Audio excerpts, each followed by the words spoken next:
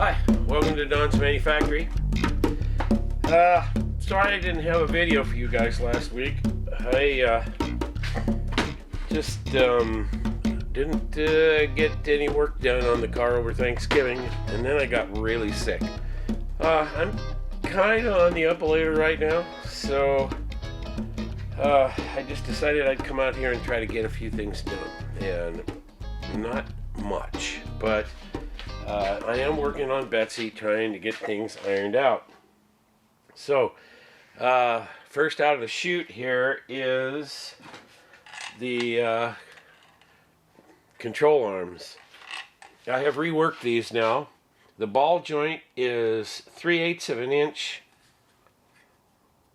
offset towards the rear, which comes out to, well, it's 375 thousandths, which is, well, it's about 2 3/4 degrees of caster. So they should be very easy to adjust, but I didn't want to take a chance with the original bolts. When I was trying to line this before, I kept running out of bolt. So I went to local Ace Hardware, got a grade 8 bolt. The head is a little thinner than the other one, and it doesn't have the serrated part here to lock into the shaft, so I ended up welding them in because I don't want them spinning, because that just makes doing alignment really hard. They're about a 1/2 inch longer, but I cut them off at about 1/4 inch longer. I just needed like 4 or 5 extra threads just to get an extra 1/8 shim in there and still have plenty of nut.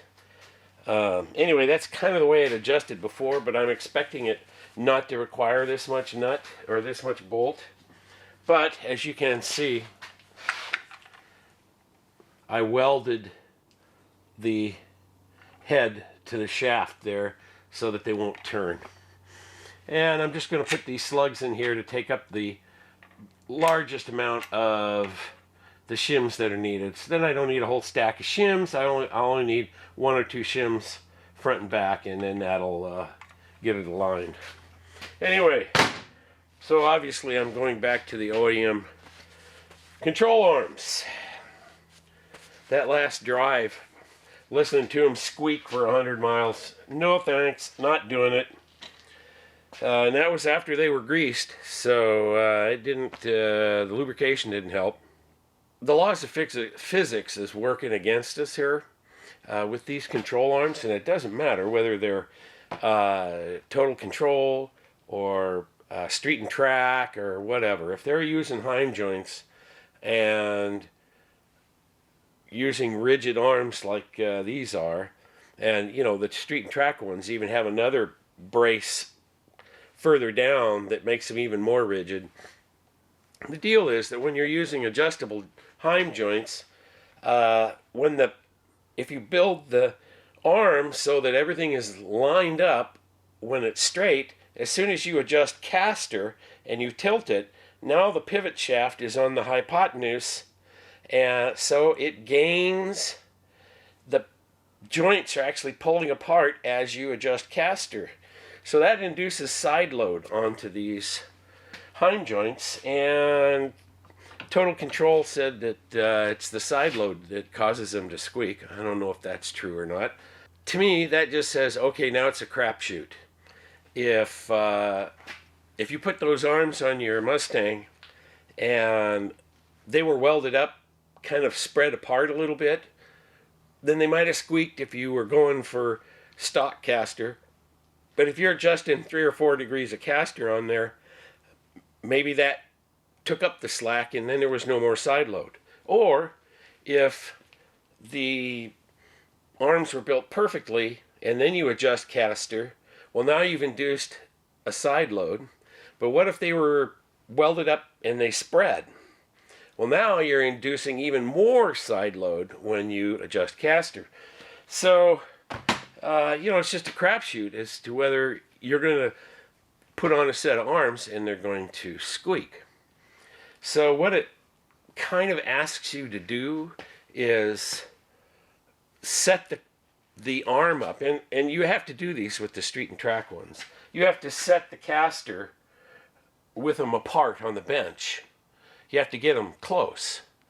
So, and that's because it's not a turnbuckle. You have to unbolt everything and just turn the heim joint. So you have to disassemble the arm in order to adjust the caster. So that's not very convenient. But that would allow you to measure whether your heim joints are spread apart or not. And you could slide a shim in there. You know, a lacquer thinner or paint can or whatever. Those things run somewhere between 12 and 15 thousandths depending on the brand. Some of them are as thin as 10 thousandths.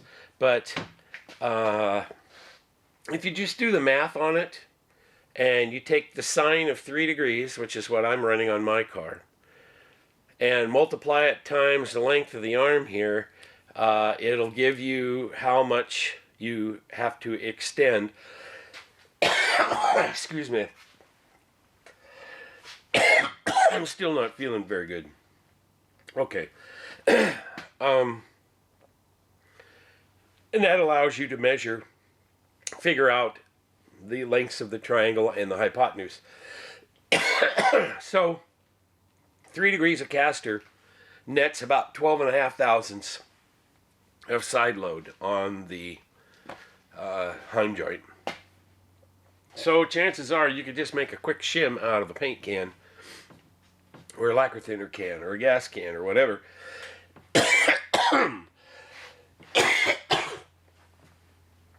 Sorry. Oh, man. And make a shim and take up for the end play. And maybe that will quiet it down. I do not know. And I could take the time to tear this all apart again, put those on the bench, disassemble the nut off the end of the shaft, the pivot shaft, measure how much side clearance there is, make a shim for it. We could do all of that, bolt it all back together. Hopefully the alignment would be close if I kept all the shims in the right place and I don't move the heim joints in their adjustment on the arm. But that's not what I'm doing, because I still have the problem of the limited travel on the ball joint, which really bugs the hell out of me.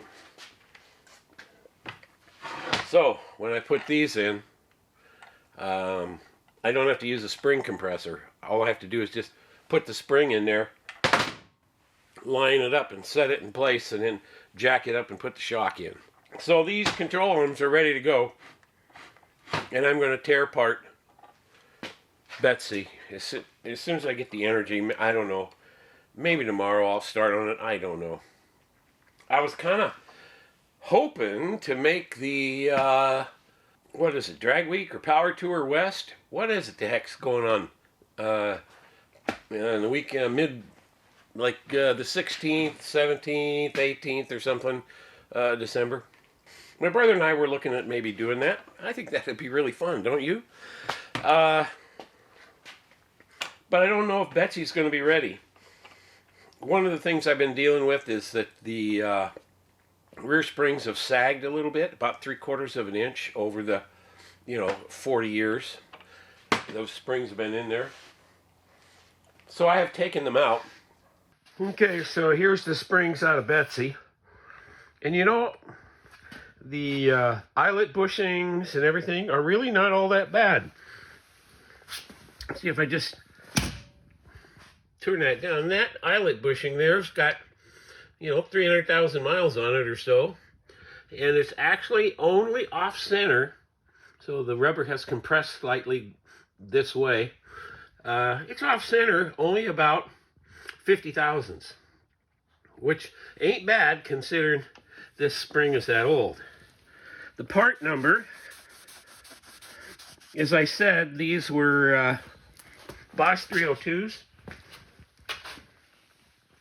And you can see the part number there, C9ZA 5556-G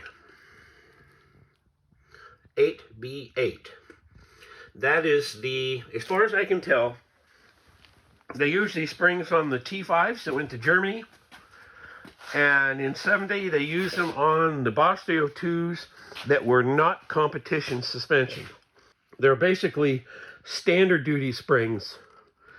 152 pounds per inch is the rate, which compared to a stock 66 Mustang, I think is 114 pounds per inch. So a little stiffer. The competition springs run 200 pounds per inch. So I kind of have two ways I can go here. I could re-arc the original springs. There's two ways to do that. One way is a cold re-arc, where they just take the spring and they run it through a regular arcing roller setup, like any kind of a ring roller, or they even use a hammer sometimes. And they just re-arc the spring cold back to the stock specification. Now you can't arc it more than the stock, because what you're working against here is the memory that the spring steel has. Typically, if you try to arc more than the spring had originally, then it will just sag immediately. But pretty much all the spring folks said that if you use cold re-arcing and you're driving the car, you're actually driving the car. It's not just a trailer queen, or, you know, the only time you ever drive it is like every now and then to a car show or something. If you're actually using the car, which I plan to do, 5 years is the max before the spring just sags back down where it was. You can hot re-arc, which entails heating it up to the Curie temp, which is like, oh gosh, 1400 degrees, I think. And then it loses its temper. So now the spring is annealed. You can arc it anywhere you want. Then you have to reheat treat it. But then it gets kind of brittle, so you have to then heat it back up in the furnace till about 900, 950 degrees, and then shot peen it to get rid of any hard spots so that the spring will retain its sprunkiness and not break. Anyway, that process costs over $400 per spring. Well, a brand new spring costs less than that. The problem is that with a brand new spring, I've got no frame of reference as to where these springs are and where a new set of springs would set the car in terms of ride height. I've got nothing to go on. Re-arcing my old ones I can say, yeah, I want exactly 3/4 of an inch more arc, and then that's where I would end up. But in spite of that, I called Eaton today, talked to them at length, got an idea of what the ride height difference is between a stock standard 70 Mustang and a Boss 302. The Boss 302 sits lower than the standard, you know, like 302 two-barrel Mustang. Okay, so that means to get this car at the ride height I need to get a Boss 302 spring, have them make it with 1 inch of more arc. Then it'll lose 1/4 of an inch to 3/8 of an inch in that initial settling in. And then it should be pretty close. So that's what I decided to do. The springs are on their way. That's spending a nice little fortune here, $760 with shipping. It's going to take 2 weeks to get here, which is going to screw up my power tour plan. So I don't know exactly where I'm going to end up here. But I'm just going to keep plugging away at Betsy. There's all these things I have to fix. You know, I want to get these springs done. I want to get the angle on the shifter fixed. It's just a little too down. I need to stand it up just a little bit more in order to facilitate faster shifting. And I'm going to wait and do that when I do the vibration, the flywheel vibration. So I'm not going to tear the transmission out and do the flywheel until I have set the angle of the driveline back to nominal. I haven't done anything about this vibration here, this thing. I will have to do something about that, because that vibration is really annoying when I'm driving.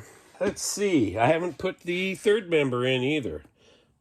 There's a reason for that. I don't want to void my warranty, so you won't be seeing a video on this differential. And I won't be admitting to anything about what I had to do to it. And that's the way it is. Okay, even that's even more than I should have said. I also got a line from a guy here in town, and I'm going over to his place tomorrow, hopefully. And I'm going to pick up another steering box. He's got like 3 or 4 19-to-1 steering boxes. So I'm going to go and just check him out, bring some tools with me, check him out, and try to find one that's in the best shape that I can figure it is. And then I'm going to take another round at fixing the steering box, because I think I over-machined mine. Although, on that last drive, I have to say, I didn't notice anything bad that I could attribute to the steering box. So maybe I don't need to do that. But the steering box is fairly inexpensive. There is one thing wrong with my box that I need to address. And I'm going to use this steering box as, shall we say, machining fodder for coming up with a fix that all of you could use on your steering boxes if you have this problem. I think it'll work out. So I'll do a video on that. I'm kind of getting my gumption back, so I'll be working as much as I can, but frankly, what you see here is about as energetic as I get, and it takes quite a bit of, shall we say, rest and prep in order to get about 2 hours on my feet, and then after that, I am just shot and coughing my brains out, and I have to lay down for a while. This bug is really kicking my butt. My wife has been sick for 2.5 weeks. I know, you don't need to hear excuses, but I'm going to call them reasons. Okay, thanks for watching Don's Manufactory, and I'll keep you posted, and there you have it. Catch you later.